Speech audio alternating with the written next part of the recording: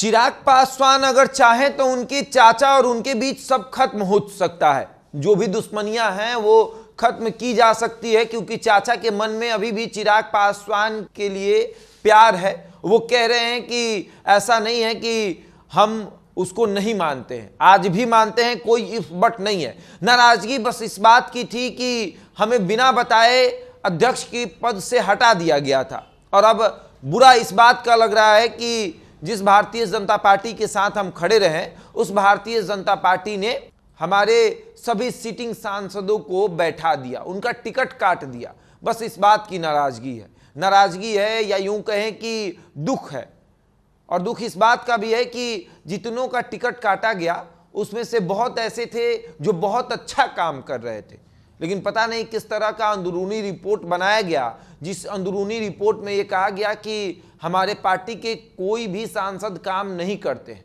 मैं खुद हाजीपुर में इतना काम कर चुका हूं कि कोई सवाल खड़ा नहीं कर सकता, लेकिन हमारा भी टिकट काट दिया गया, और इस बात की नाराजगी है। परिवार टूटने का दुख है कि परिवार टूट गया, और परिवार इसलिए भी टूटा क्योंकि अध्यक्ष की कुर्सी से चाचा को हटाया गया, और उसमें भतीजे का योगदान बहुत बड़ा था। और अब चाचा ये कह रहे हैं कि देखिए, दुख लग रहा है, बड़े भाई का बेटा है, मेरा भतीजा है, आज भी दिल में उसके लिए प्यार है। बचपन में उसको हमने अपने गोद में खिलाया है, और उसके बाद बड़ा होते गया, सामने हमारे आंख के सामने वो बड़ा हुआ है, हमने सब देखा है। लेकिन अब सांसद बना, मंत्री बना, बहुत खुशी हो रही है।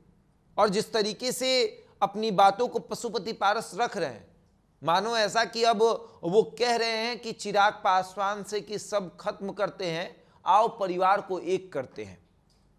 जो भी गलतियां हमारे तरफ से हुई या जो गलतियां तुम्हारे तरफ से हुई, क्योंकि ताली एक हाथ से नहीं बजता, ताली दोनों हाथ से बजता है।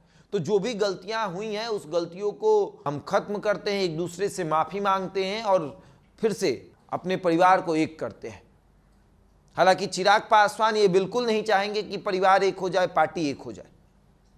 एक तरफ चाचा पूरी तरीके से बर्बाद हो चुके हैं, सड़क पर आ चुके हैं। 4 सांसदों वाली पार्टी को चुनाव लड़ने के लिए मना कर दिया गया, और ये मना किसने किया?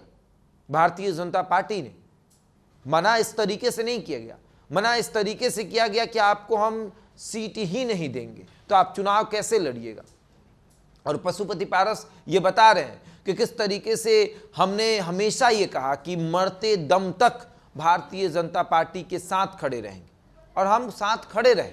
और उसके बाद अगर देखें तो भारतीय जनता पार्टी हमारे साथ खड़े नहीं रही, और अब तरारी विधानसभा सीट को लेकर ये बातें सामने आ रही है कि पशुपति पारस चाहते हैं कि तरारी विधानसभा सीट पर एनडीए उनका सहयोग करे, और इस सहयोग से वो आगे बढ़े।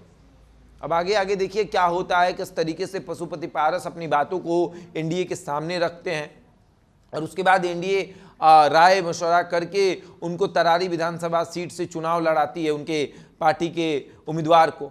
अब आगे क्या होता है ये सब देखने योग्य होगा। बहरहाल इस खबर में इतना ही, बने हमारे साथ और देखते रहें द इंडिया टॉप।